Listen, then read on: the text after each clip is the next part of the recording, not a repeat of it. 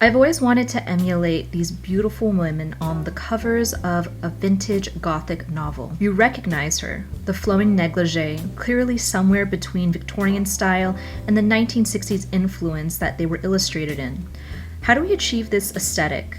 How do we put to words this Gothic style? And it is somewhere aesthetically of a mix of what we have known from eras bygone, mixed in with the influences of what was going on in terms of cut silhouettes in the 1960s and 70s. I'm a huge fan of this style. If you are familiar with my Dark Muse archetype system, which consists of, if you want to dress in a dark aesthetic and you want to take inspiration from more of an entity versus a actual person, it is vampire, witch, siren, haunted doll, and fairy.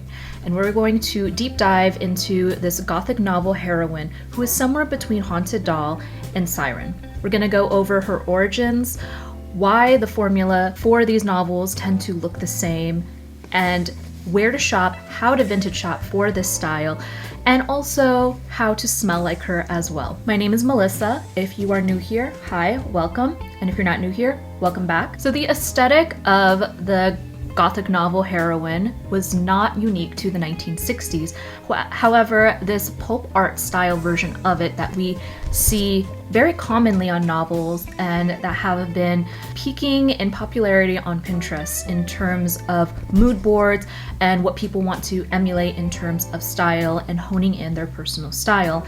That art style was most popularized in the 1960s and going into the 80s, but the illustration style started to slowly change, but we'll go over that in a moment. So what is this formula and who made this formula? There are many famous book illustrators of the time that were said to have popularized the long-haired woman, oftentimes wearing negligee, pajamas, or something that insinuates that she had to rush out of bed. There's some form of vulnerability. There is a sense of flowiness, runs away from the manor, the cemetery, whatever the story is about. It was noted by most historians, artist Lou Marchetti was the one to first popularize it, even though pulp art was not credited to this artist. But this exact formula, specifically for Gothic novels of the time, was credited to Lou, and it was specifically requested by his art director at the time when he was working on these book covers. I've always been a fan of pulp art styles. There's just something very alluring and sensual about it.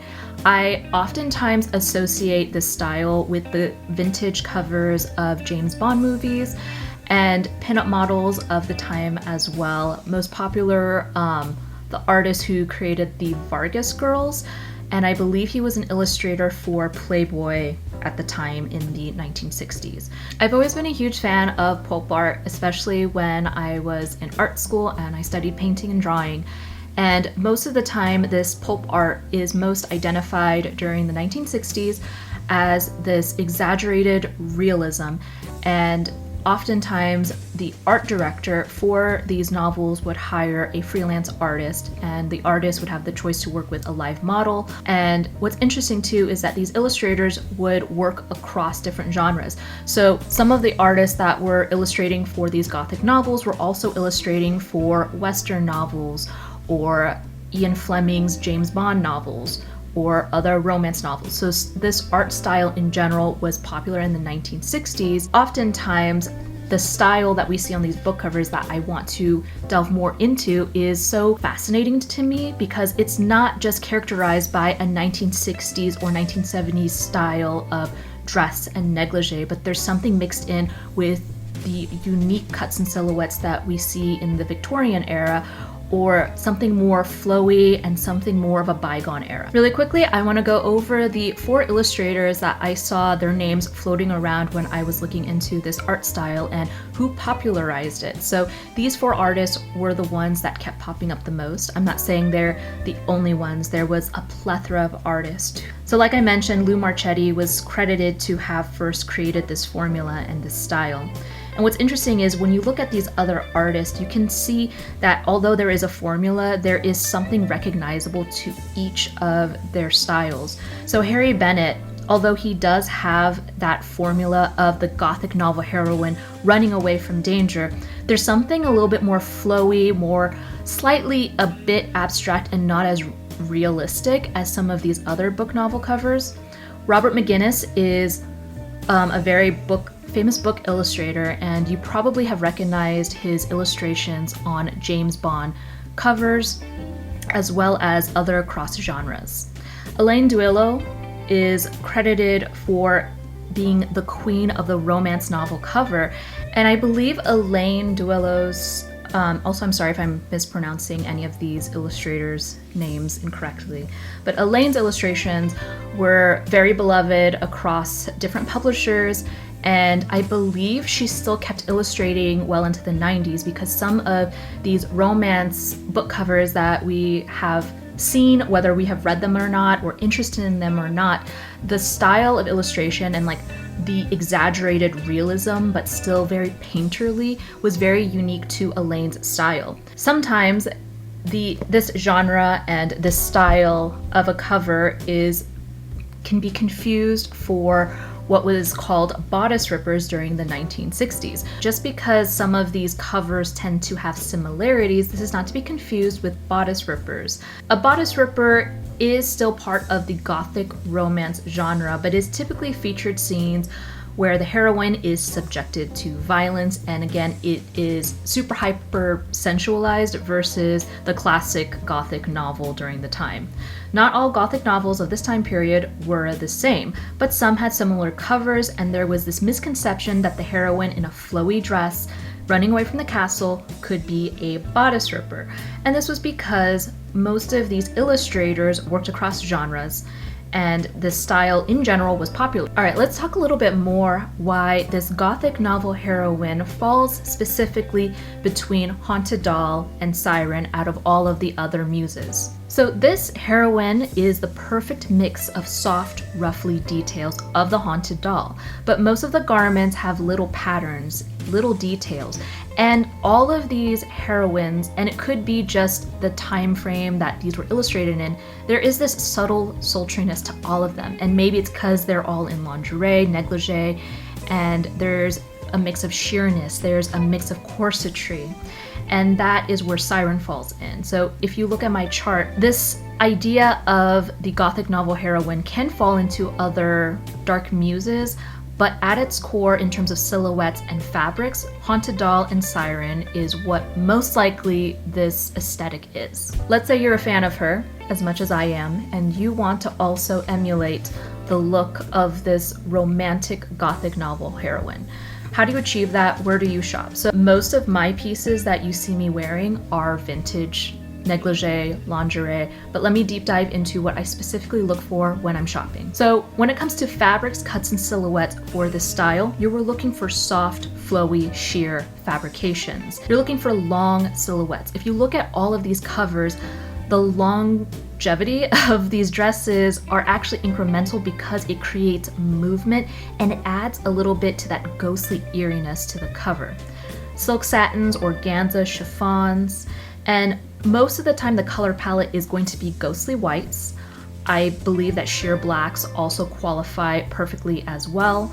And oftentimes the lingerie negligee of the 1960s and 70s were in soft pastel colors, and sometimes you do see these different pastels on different covers as well. Different stores that have this style of dress is Petals and Poison, Selkie, La Femme Noire, and Blackwood Castle. Now, if you're shopping for vintage, you can absolutely just look up dresses and different separates of the 1960s. I feel like you don't have to be specific to those time frames because there are 90s slip dresses and robes that mimic the look of a 60s and 70s silhouette. So I personally am not super headstrong about the time frame. Some of my favorite pieces are from the 80s and 90s just because 60s and 70s vintage can fall apart easy. They're not very size inclusive. So what I look for whenever I go on Depop, Mercari, or eBay are these specific words. So I look for vintage lingerie slips, peignoir sets, negligee robes, lingerie cover-ups, house coats, satin robes, and sometimes wedding dresses depending on the silhouette. And then you can mix and match these keywords to find what you want. And then these different apps, Depop and Mercari, will eventually pick up the fact that you were looking for these specific pieces and will start to recommend you anything similar. So some of the vintage brands that you can find, but I'm not super headstrong sticking to, is Fredericks of Hollywood, Alma, Sears, Vanity Fair, Barbizon, but most of my collection are probably lesser known brands, or some of these are handmade, so there are no tags. Although most of the styles that I show myself in and taking inspiration from this heroine, I most of the time dress myself in black. Maybe I'll venture off into some white, I don't know, who knows. But some of these novels do have more colorful negligee and garments, which makes sense considering most of the negligee of the 60s and 70s were a bit more peach tone, minty. And I feel like although those are colorful pieces, it is still integral to the Gothic novel heroine aesthetic and is still considered a dark aesthetic. If you follow my Dark Muse system, this is kind of taking a more fairy aspect to it. Or if you decide to wear a bright red lip and you decide to wear red negligee and you take inspiration from these novel covers, that's a way of making it a bit more vampiric. If you want more inspiration of how to take a more colorful and pastel route and fairy route, please take a look at my friend Botanical Fairy. She actually does also collect vintage negligee and styles them in a way where you wear them on a daily basis, like I do. So I've gave you some insight of how to dress like her and how to find these pieces, whether they're vintage or new, to look like the romantic, beautiful, and mysterious Gothic novel heroine. Now, how do we smell like her? So I think the most obvious notes that you would think of are florals, powdery notes.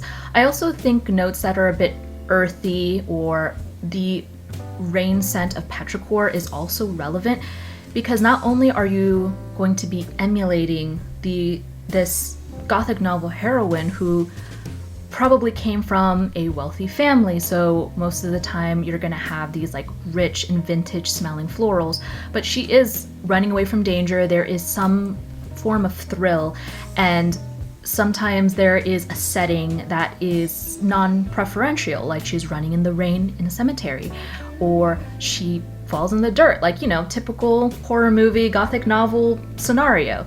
So the smell of wet dirt, or the smell of the earth itself, or rain, or something that is a bit grounding can also be an interesting mix that adds that haunting element. There are many options that you can go with, but these are my top scents based off of my own personal collection.